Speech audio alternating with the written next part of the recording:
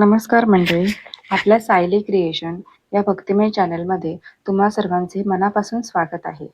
आज आपण संकटमोचन सेवा, गणेशाची संकटमोचन सेवा काय असते, त्याच्या सेवा करण्याच्या अटी काय आहेत, नियम काय आहेत, त्याच्यापासून मिळणारे लाभ काय आहेत व ती सेवा कधी करावी, कशा स्वरूपात करावी, या सगळ्याविषयी सविस्तर माहिती जाणून घेणार आहोत.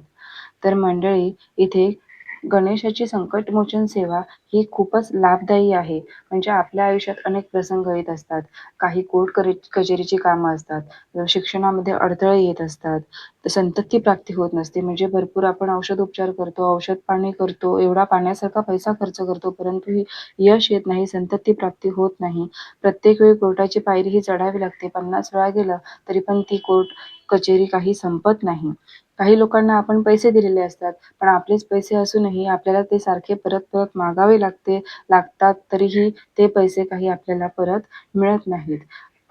अनेक विवाहाच्या बाबतीत आपल्या समस्या असतात. घरगुती भांडणं, सारखे वादविवाद, त्याच्यामुळे आपल्या संसारात येणाऱ्या अडीअडचणी असतात. अशा अनेक विविध प्रकारच्या संकटे असतात, ज्याच्यावरती हा एक जालीम असा उपाय आहे, तो म्हणजे संकटमोचन सेवा. मित्रांनो, इथे लक्षात घ्या, संकटमोचन सेवा ही केली तर मनापासून आणि अगदी श्रद्धेने करायची, नाहीतर नाही केली तरी चालेल. कारण कोणतीही गोष्ट मनापासून केली तरच त्याच्यापासून आपल्याला इच्छित फळ किंवा इच्छित लाभ हा मिळत असतो. आता आपण जाणून घेऊया की या सेवेची सुरुवात आपण कशी करायची आहे.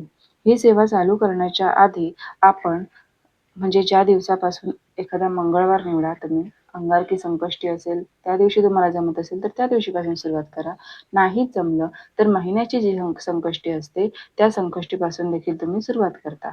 मग आता या तिनापैकी कोणत्याही एक दिवशी सकाळी उठायचं, अंघोळ करायची, घरातील देवदेवतांची पूजा करायची, गणपती बाप्पाची पूजा करायची आणि जवळ एखादं गणपती बाप्पाचं मंदिर असेल तर तिथे जायचं. नसेल तर तुम्ही घरातल्या आपल्या गणपती बाप्पासमोर सुद्धा आपला संकल्प सोडू शकता.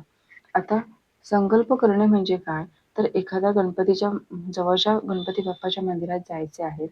तिथे जाताना एक नारळ घेऊन जायचा आहे.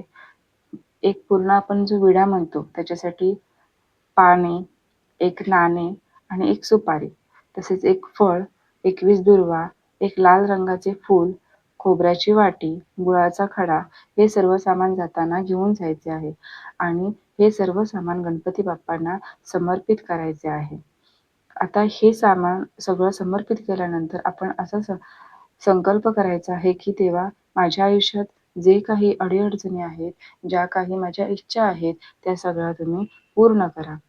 आता हे करताना आपल्याला एका विशिष्ट अशा मंत्राचा जप करायचा आहे आणि तो मंत्र असा आहे: मंगलमूर्ते विघ्नहरा दुरितनाशना कृपा करा.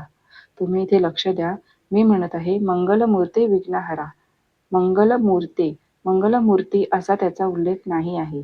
मंगलमूर्ते विघ्नहरा दुरितनाशना कृपा करा. हा मंत्र 120 दिवस 121 वेळा प्रत्येक दिवशी आपल्याला जप करायचा आहे आणि जेवढं मनापासून तुम्ही या मंत्राचा जप कराल तेवढ्या लवकरात लवकर तुम्हाला तुमच्या इच्छित फळ हे मिळणार आहे. त्यामुळे करताना अगदी श्रद्धापूर्वक ही सेवा तुम्ही करायची आहे. काही वेळा काय होतं ना, आपल्या आयुष्यात येणाऱ्या संकटही थांबतच नाहीत. एकामागून एक, एकामागून एक, हे सगळं चालूच असतं. मग अशा वेळी माणूस खूप त्रासलेला असतो, कुठेतरी शांततेची गरज असते. तर मानसिक शांती मिळण्यासाठी सुद्धा हे ही सेवा करा.